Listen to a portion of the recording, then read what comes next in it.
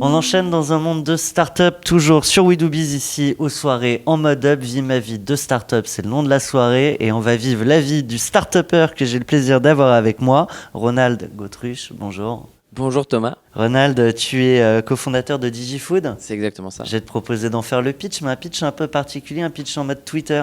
En 3 hashtags, si tu devais résumer DigiFood, ça donnerait quoi? Alors, hashtag, le premier, on va dire, le premier moyen de se restaurer dans les lieux à forte affluence sans contrainte. A priori, ça rentre. Deuxième, c'est hashtag no queue. Pas de file d'attente pour consommer et se restaurer dans les lieux à forte affluence. Et le troisième, je vais dire enjoy the event. C'est-à-dire qu'en fait, on propose à nos consommateurs de se profiter de l'événement à 100%. Donc en fait, typiquement, je suis au Parc des Princes, je suis en train de voir la finale de l'Euro 2016. Je veux pas rater le but. Au Stade de France. Au Stade de France, ouais, exactement. Je veux pas rater la finale, je veux pas rater le but. Et pourtant, j'ai faim ou j'ai une petite soif. DigiFood. Exactement. Alors, c'est pas pendant l'Euro, mais disons pendant les autres matchs, exactement. Et en fait, l'avantage, c'est qu'on n'est pas obligé de se restaurer à la mi-temps, comme la plupart des autres consommateurs. Quand vous le souhaitez, enfin quand le consommateur le souhaite, il peut commander et se faire livrer en moins de 5 minutes à sa place. On imagine bien l'intérêt du stade. Ça commande tout le long, c'est ça? Ouais, alors on a eu un événement il y a 6 mois, c'était une commande toutes les 20 secondes.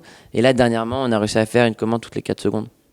C'est énorme. Alors, pendant un certain temps, mais ouais. C'est né comment cette idée?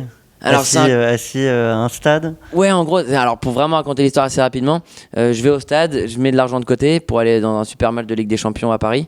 Et il y a plein de mes copains qui viennent pas au match, donc j'y vais tout seul. Et ils sont chez eux, et puis là, ils m'envoient une photo. Alors moi, je suis en train de faire la queue à la mi-temps. Ils m'envoient une photo, genre les pieds sur le canapé, enfin sur la table, allongés dans le canapé avec leur bière et leur pizza. Et moi, je suis dans le stade, je me dis, attends, c'est moi qui dois faire le kiff.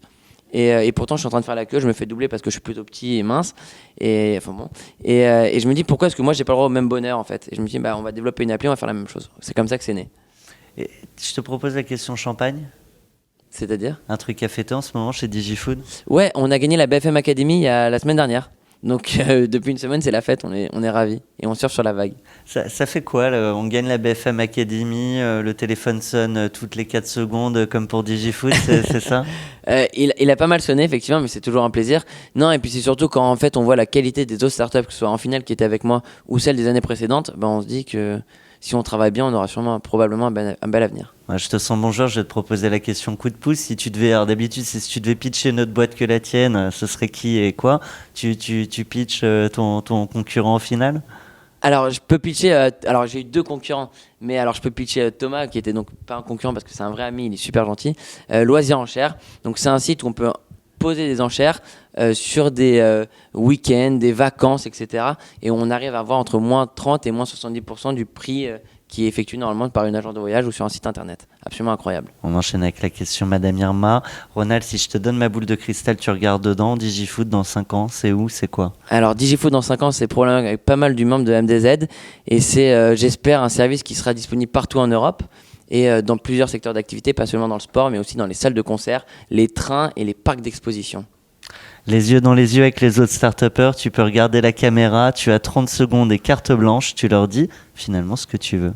Ce que je veux, absolument tout ce que je veux. Tout ce que tu veux. Écoutez, à tous les autres start-upers, je vous souhaite beaucoup de courage, beaucoup de réussite. C'est pas facile tous les jours et à tout moment, mais faut s'y tenir, faut persévérer, faut avoir des associés, c'est le plus important, des bons associés, et puis ça va forcément payer.